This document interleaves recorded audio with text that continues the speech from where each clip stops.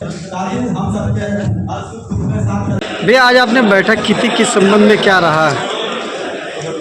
कि मछुआरा समाज के ये 10 जिले की आज बैठक बुलाई गई और सभी के आपस में सुझाव लिए गए। जैसा कि आप जानते हैं कि उत्तर प्रदेश और देश की सरकार हमेशा सभी समाज के लोगों की चिंता करती है। चिंता करते हुए आपने देखा होगा कि किसान, नौजवान, मजदूर और रेहड़ी पटरी, ऊंचा ठेला, ऐसे छोटे छोटे जो अपने जीविकोपार्जन के लिए जो काम करते हैं, इसमें मछुआरा समाज का भी इसमें हमेशा इस कड़ी में रहता है। जैसा कि हमारी सरकार उत्तर प्रदेश की और देश की सरकार आज महाकुंभ लगा कर वहाँ पर मछुआरों की पूरे विश्व से वहाँ पर करोड़ों लोग प्रतिदिन आगमन जो हो रहा है, वहाँ पर नाव चलाकर उन लोगों को स्नान कराकर सहयोग करके उनके सहयोग में दिन रात लगे हुए हैं। उनका योगदान विश्व स्तर पर चल रहा है।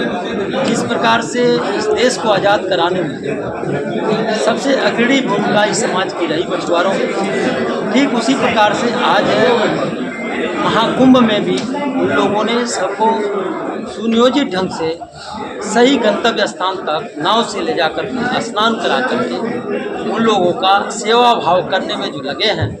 आज सरकार का मान सम्मान जो बढ़ा रहे हैं और सरकार भी उनके लिए तरह तरह के रोजगार का उपाय कर रही है ताकि इनके भी रोजगार आय बढ़े।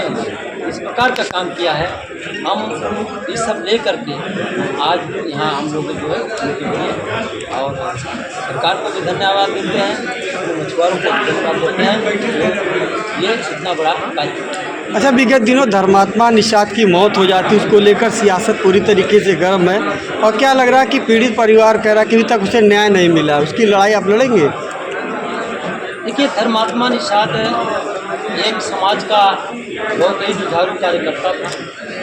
निश्चित तौर पर कहीं न कहीं उसके इस घटना से समाज पूरा मर्माहत है और समाज में एक क्षुब्ध व्याप्त है और समाज चाहता है कि भाई उसको कैसे उसके परिवार का भरण पोषण होगा, उस पर हम सब पूरा समाज चिंतित है और उनके लिए चाहता है कि उनका निश्चित तौर पर उनको जो सही न्याय हो वो मिले। अच्छा, एक सोशल मीडिया पर पोस्ट करते हैं जिसमें सांसद परवीन निषाद, विधायक सरवन निषाद, संजय निषाद का जिक्र करते हैं, साथ ही जयप्रकाश निषाद, जीपी निषाद का जिक्र करते हैं। एक व्यक्ति पर मुकदमा होता है, आप ही की सरकार है, आप ही की सरकार में संजय निषाद कैबिनेट मंत्री हैं।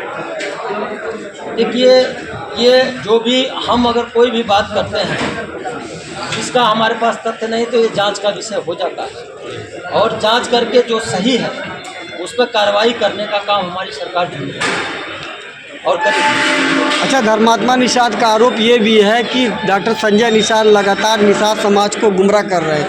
अभी तक केवल वो सत्ता का भोग कर रहे हैं लेकिन अभी तक आरक्षण नहीं दिला पाए हैं और आप भी सत्ता में हैं। देखिए, आरक्षण ऐसे रोड पर चिल्लाने से नहीं मिलता है। आरक्षण एक संवैधानिक प्रक्रिया है और आरक्षण संविधान के तहत मिलता है और जिस दिन वो संवैधानिक व्यवस्था में हम सटीक बैठेंगे हमारा आरक्षण जरूर।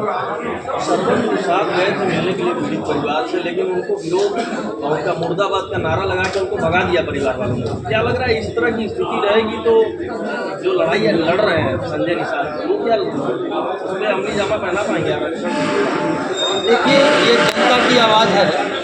जनता जिसके प्रति क्षुब्ध होती है तो निश्चित तौर पर उसके खिलाफ आवाज़ लगाती है और एक जनता अपने न्याय की गुहार करती है, सरकार तक अपनी आवाज़ पहुंचा करके और सही निर्णय का मांग करते हैं। आप जाएंगे मिलने के लिए उस पीड़ित परिवार से? मैं तो उनके दाह संस्कार में भी गया हुआ था और उनके घर भी गया हुआ था और सारे लोगों से मैं मिल के आ चुका हूँ। लेकिन एक हफ्ते होने को आप कुछ बोले नहीं इस मामले में? मैं आप भी समाज की लड़ाई जैसे ही घटना हुई, जानकारी हुई मुझे, जानकारी होते ही मैंने सबसे पहले संवेदना व्यक्त किया था कि उस परिवार को सहने की शक्ति दे और सभी ने, हमारे पूरे समाज ने न्याय की मांग किया है। मैं भी अपने समाज के साथ हूँ। परिवार का आरोप है कि एसएसपी साहब ने दबाववश एप्लीकेशन को बदलवा दिया, क्या कहेंगे? देखिए, कोई एप्लीकेशन दबवा के कितना भी कुछ नहीं कर सकता। परिवार जब चाहेगा, जो भी अपनी आवाज़ जिस प्रकार से परिवार चाहेगा, अपनी मांग करेगा, परिवार जो चाहता है वो लिख करके जिस प्रकार से एप्लीकेशन देगा, उसका तफ्तीश होगी, जांच होगी। जांच के दायरे में जो भी आएगा, गलत पाया जाएगा, उसके खिलाफ कड़ी से कड़ी कार्रवाई सरकार करने का काम जरूर है। साक्ष के तौर पर तो उसने डिजिटल जो अपने फेसबुक पेज पर लिखा भी था, चारों लोगों के नाम भी लिखे थे, डॉक्टर संजय निषाद, परवीन निषाद, सौरभ निषाद और जयप्रकाश का। अब ये क्या सच्चाई है? जितने उन्होंने जो नाम दिया था, लगभग हम समझते हैं कि उसकी जांच चल रही है और जांच पूरी होने के बाद निश्चित तौर पर जो लोग दोषी पाए जाएंगे उसके खिलाफ कार्रवाई तो सुनिश्चित है। ठीक।